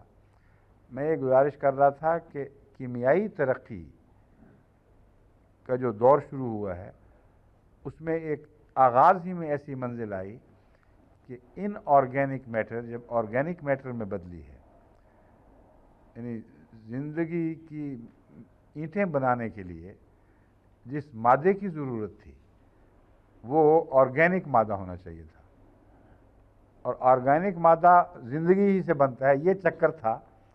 اس کا حل بیان کرتے ہوئے میں نے عرض کیا تھا کہ جب سائنسدانوں نے جو اندازے لگائے اور ان مناظر کو جو انہوں نے سوچے ریپیٹ کیا ہے لیبارٹریز میں، تو یہ بات پتہ چلی کہ یہ امکان ہے قدرت کی طرف سے کہ بجائے اس کے کہ زندگی پہلے ہو اور زندگی کا مادہ بعد میں ہو، آسمانی اثرات سے یہ ممکن ہے کہ سمندر میں وہ زندگی کے مادے کا آغاز ہو جائے جو ان آرگینک کیمیکلز کو آرگینک کیمیکلز میں بدل دیتا ہے۔ یہ بحث تھی۔ اس پر جب مزید غور کیا تو پتہ چلا جو مادہ بنتا ہے وہ ریورسیبل پروسیس رکھتا ہے. وہ ایسی کیمیا ہے جو پانی کے اندر جب تک پانی میں رہے گی وہ از خود واپس اپنے اصل کی طرف لوٹتی چلی جائے گی.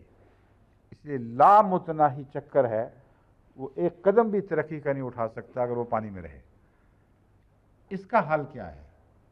اس کا حل تلاش کرتے ہوئے، کھوج لگاتے ہوئے اب پچھلے 1-2 دہائیوں میں غالباً یہ بات نکلی ہے کہ سائنسدانوں نے وہ جگہ بھی دریافت کی ہے جہاں یہ واقعہ وہ کہتے ہیں ہو سکتا ہوا ہو، اور جو منظر کشی کی ہے وہ یہ ہے کہ سمندر کے اس پانی نے جس میں وہ زندگی کے مادے کا مادہ موجود تھا، یعنی زندگی جس مادے سے بنی ہے وہ پیدا ہو چکا تھا لیکن ابتدائی حالت میں تھا.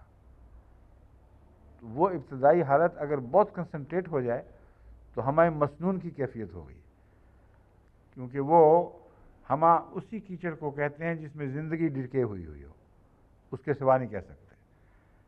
تو قرآن کریم نے گویا یہ بھی روشنی ڈال دی کہ محض پانی نہیں اچھالا گیا جس میں کیمیائی مادے معمولی موجود تھے، بلکہ وہ کیچڑ اچھالا گیا ہے جس میں اس کثرت سے وہ مادے پیدا ہو چکے تھے، ریورسیبل پروسیس میں ہوتے ہوتے ان کا بہت زیادہ اجتماع ہوا ہے، کنسنٹریشن ہو گئی ہے کہ اسے ہم کیچڑ سے تشبیہ دے سکتے ہیں. یعنی زندگی کے مادے اس میں مسلسل ڈکے کر رہے ہیں.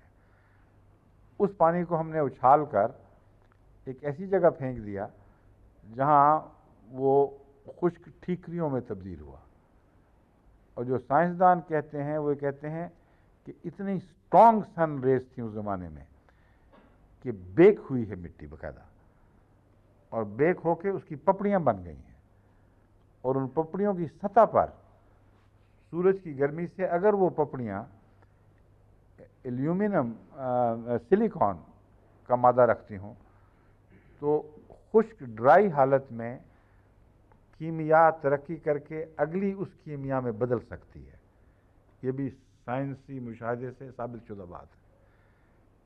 اتنی خطرناک گرمی میں سوکھی ہوئی مٹی کی پپڑیوں کی سطح پر وہ رد عمل ممکن ہے کہ وہ کیمیا جو بار بار پانی میں واپس اپنے اصل کی طرف لوٹتی تھی وہ اگلا قدم اٹھا لے اور ایک ایسی کیمیا میں بدل جائے کہ اگر دوبارہ پانی اس جگہ پہ قبضہ کرے اور ان ٹھیکریوں کو بہا کر پھر سمندر میں لے جائے تو وہ ترقی یافتہ شکل کیمیا کی جس کے لیے خشک دور سے گزرنا لازم ہے، مٹی کی پپڑیوں کے بغیر بن ہی نہیں سکتی، وہ پھر لامتناہی سفر پانی کے اندر ترقی کر سکتی ہے. یہ مضمون ہے. اس لیے ہمیں مسنون تو اس پر مزید روشنی ڈالتا ہے اور اس کے مخالف نہیں ہے، بلکہ اسی مضمون کی تفصیل ہے. اب وقت چونکہ زیادہ ہو چکا ہے، اب باقی 5 دن ہیں یا 4 دن ہیں؟ 4 دن ہیں. ایک دن نکل جائے گا درس آخری کے لیے، تو 3 دن میں اگر خدا توفیق دے تو اس کو سورہ آل عمران کو کور کرنے کی کوشش کریں گے، ورنہ پھر جو خدا کی مرضی. ٹھیک ہے.